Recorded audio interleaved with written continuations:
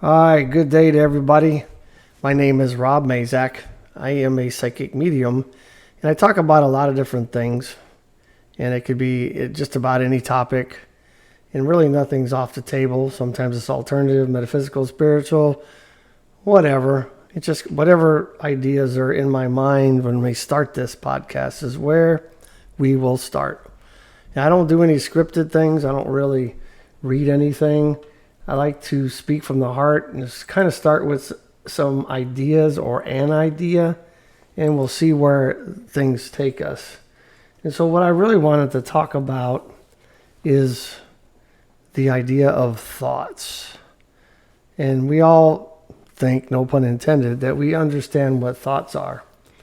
But when you really sit down and you research thoughts, it could be very, very complex. I watch videos all the time about thoughts and thinking and where they come from and how they're formed and why we have them. And, I don't think anybody out there says the exact same thing, which I think is really the point of thoughts. Because if you look at our brain, it is a very powerful, machine or processing device that is somewhat comparable to a computer, although not exactly. We run, I believe it's like 500 cycles per second or something in processing our, data and information and thoughts and whatever's happening in our brain that operates our body and our systems and all that. A computer is like, I think it's like billions of times per second. Most of the time, computers don't make mistakes. But the thing about computers is that they're very intelligent and they don't tend to make any mistakes. But the thing about computers, which is different than humans, is very simple. Most computers follow algorithms. They take information, they process it, and they come out with an answer. It always works that way. And the thing is that a computer will generally not come up with anything different ever again. It's patterns. It's the same ideas. It follows algorithms. It can't think outside the box. Computers are getting a whole lot different nowadays. We have quantum computers now. We have computers that run off of DNA. So I believe with the rise of the artificial intelligence and the way that stuff is working, we're getting a little closer to computers or computing devices that are able to, kind of wrap their head around the imperfection of the human mind. Now, the beauty of ideas and thoughts in our brain will kind of come back around to what at least I think they are. It's hard to talk about a thought without saying thinking. It's a very strange phenomenon there. But I think the reason that we are, I don't say more intelligent than computers, but we come up with new ideas and new ways of doing things and unpredictable patterns and evolve and progress much faster than computers do, at least currently, is that we do make mistakes. And we can look at, for example, the same data, take a break, come back, and look at it again. It can mean completely something different. But a computer will always look at that data and will always recognize it as the same thing. There's no difference in data to a computer versus what the human mind is. So there is vast differences. And, that's why computers have a hard time. I'm personifying them, sorry. This is why computing devices don't necessarily come up with new ideas, because they analyze information and run it through patterns and algorithms and come out with answers that are within their parameters. There's no outside parameters for them to think differently, to operate differently. It's always the same. And so with the imperfection of the human mind, and it does make mistakes. It's easy to mistake something for something that it's not. For example, if you're like me, you make plenty of mistakes. But it's funny because in the paradigm of making mistakes is where we really learn, and it helps us to develop even faster and better and stronger than a computer would. But I want to circle back to thoughts a little bit. I just want to lay that background out just a little bit. So really, living beings with a brain, especially human beings, can actually have a thought. And so there are some definitions. I'll go ahead and read one just for fun, off the lovely internet. We know it's always true, right? So thought is a mental process that involves the generation of ideas and concepts. It is an individualized act or product of thinking. Thought is sometimes used as a synonym for tending to believe, especially with less than full confidence. Very true. It can also refer to a developed intention or plan. Thought can be something in the mind, such as opinion or belief. I don't know, it seemed like they were using the word thinking to describe thought, which still doesn't make any sense. I watched this video the other day, and I don't even know what it was about. I think it was a rabbi or something that was talking about, or asking a question, about why would God in the beginning, if the Adam and Eve story is correct, why would God create a full-grown human being instead of a child as his first creation? I forget what his answer was, but it was more philosophical. But I would challenge why that would be, if we're gonna assume for argument's sake that God created an adult first, and that's actually true. So that's how we're going to run this particular idea. When I studied thought, when I took a year of psychology track classes in college, I didn't end up getting my psychology degree, but I did do it for a year, and we looked at cognition and cognitive processes and on and on and on. And one of the things that I really took away from that was that it would be very, very difficult for somebody to have a thought, something that runs through their mind, their consciousness, whatever you'd like to say, without having some kind of language to put that thought into, to process that thought. No pun intended. Let's think about that for a second. Can you imagine if God created a child to begin with? How could that child ever learn to develop thoughts or patterns or ideas, new things or new ways of doing things, without some kind of background, some kind of substance to develop a thought, an idea, or a thinking pattern? That would be very difficult. Can you imagine someone like, let's say, Helen Keller, who was born blind and deaf? Can you imagine what that process would have been like to teach someone who never really had any idea of how to form a thought because he didn't have any substance or language or anything behind it, what that process must have been like? But at some point, she had to develop a language, a way of communicating in order to communicate or have thoughts. So in that respect, I think if in the example we were talking about, that if God was going to create a being, that he would create a full-grown adult that, in my opinion, would have to have some kind of construct of language in order to have the ability to think and have that imperfection and come up with new ideas and reason through problems, learn and grow as a human being. Because without that, it's hard to imagine being able to process anything. Pictures and things like that, yeah, I guess. The Darwinian story of, the ugh, developing into a language, I don't know. I'm very hard pressed to believe that kind of thing would happen.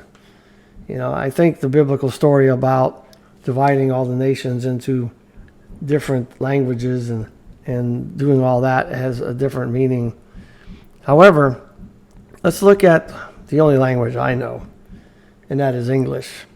What we can do with such a simple alphabet is astronomical.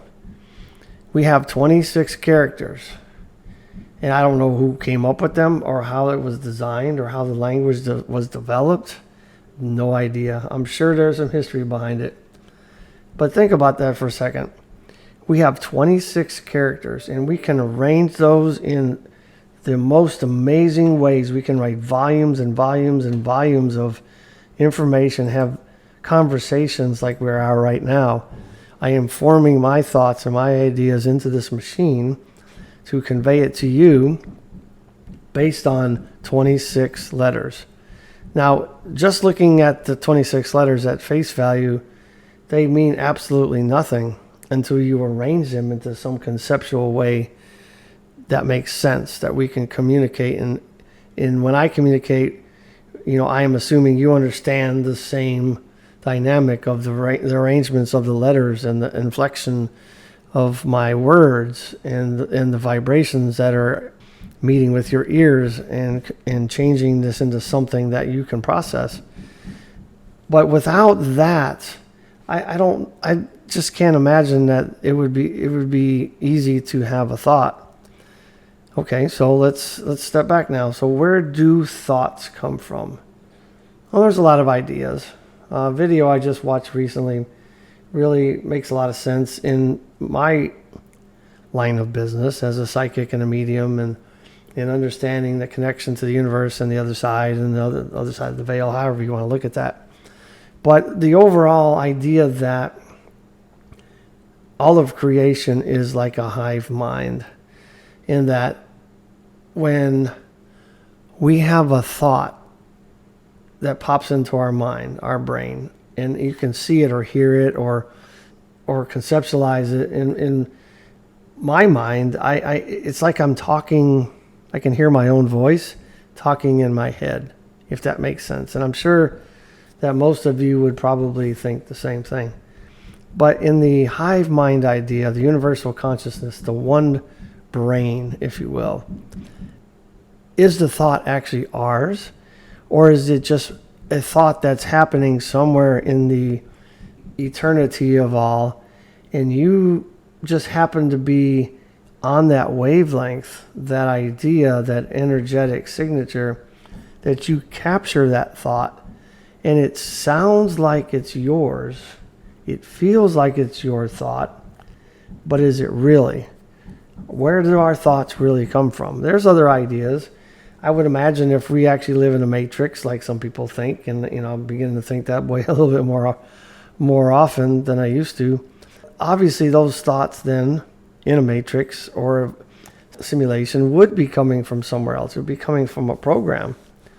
Speaking of programs, our thoughts could simply be just patterns of our subconscious programming that has happened throughout our life. The things that have happened to us, the words that have been said to us, the way we were raised, how our parents treated us, where we lived, the cultures, all those kind of things could simply be wound up and generated within our mind to create certain thought patterns. And I think if you were to analyze your thoughts every day, I think there's like 60,000 thoughts a day in the average person.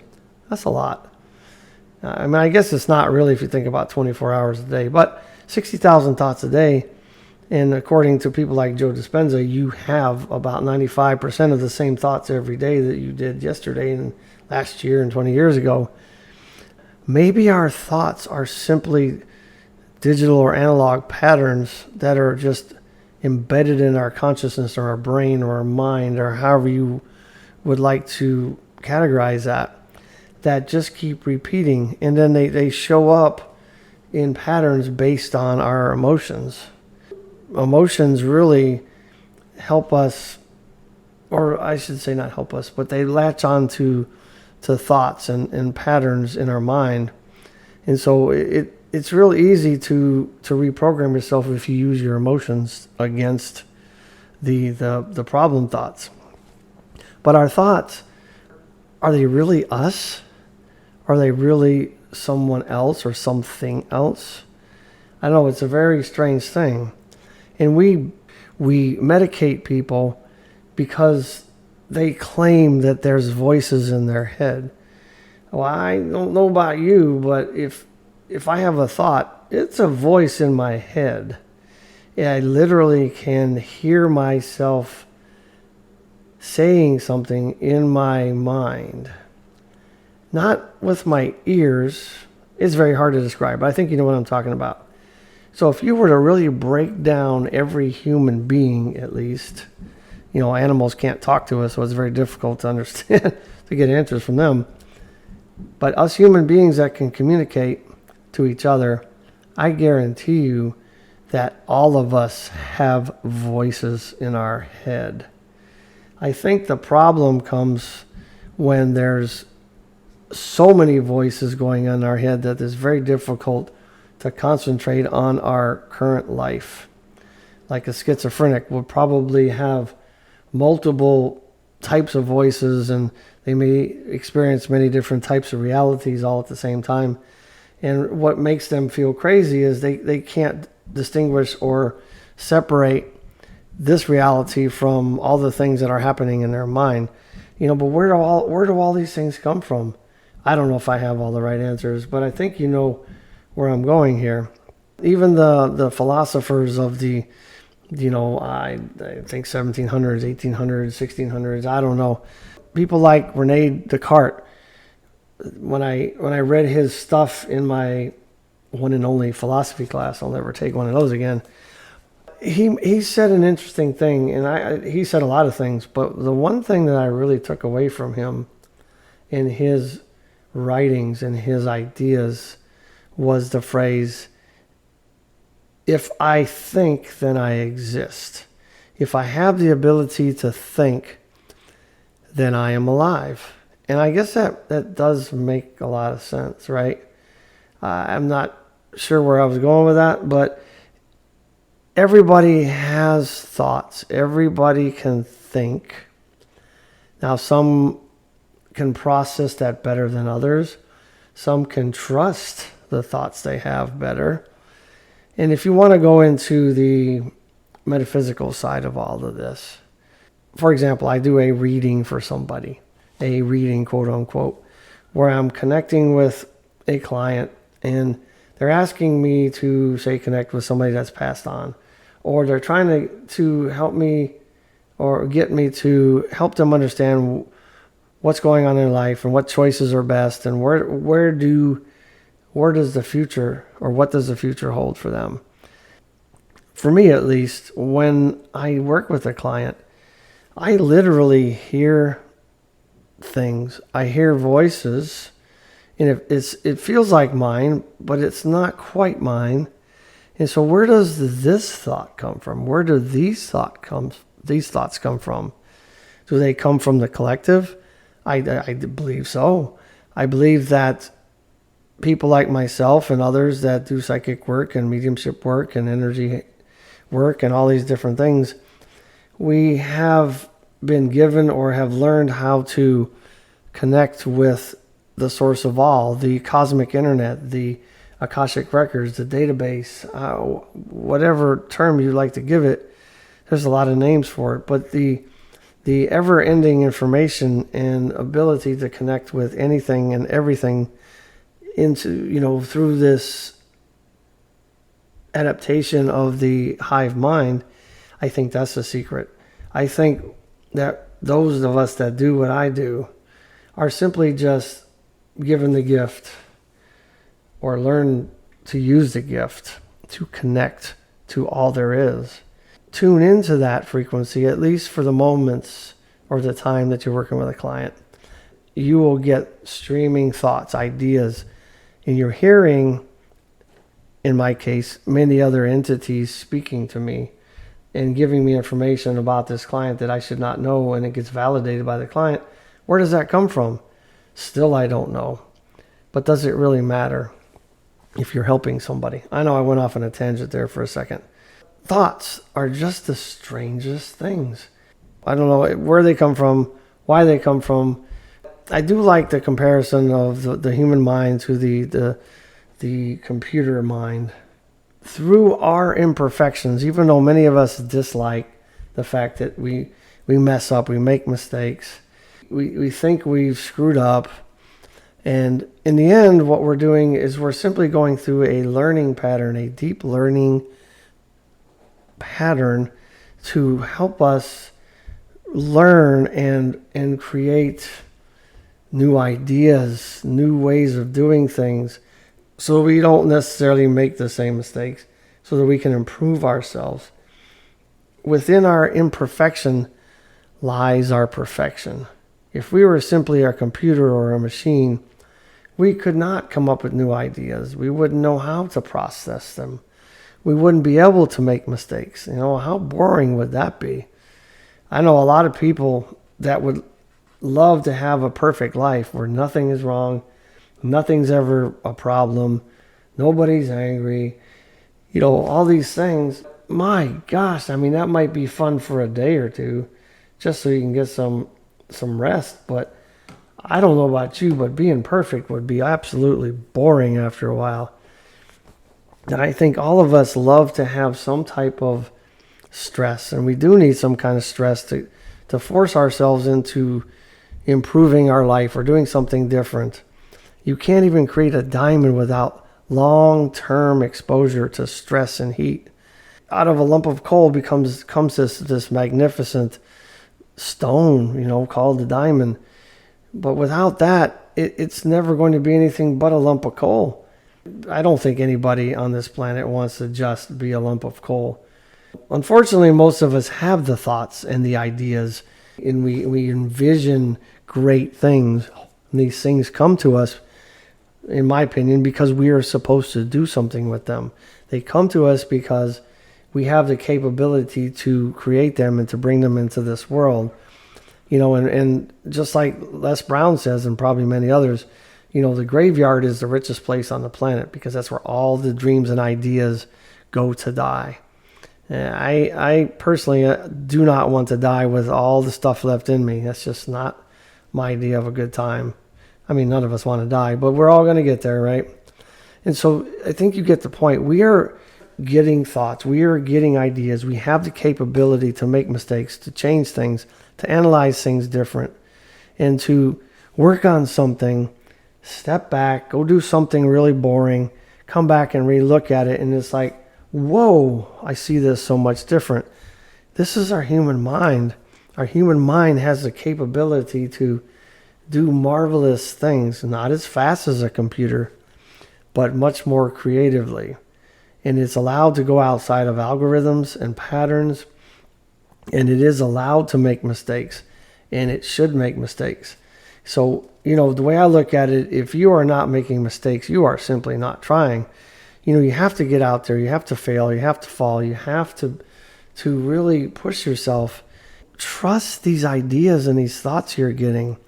Now, granted, if you're getting ideas to do some really horrible things, there's some discretion, don't get me wrong.